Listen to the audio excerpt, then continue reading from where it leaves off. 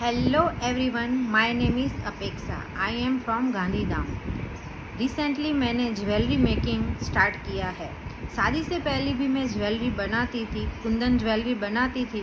But शादी के बाद बच्चे, जॉब, स्टडी, इन सब कारणों की वजह से मैंने ये सब छोड़ दिया था।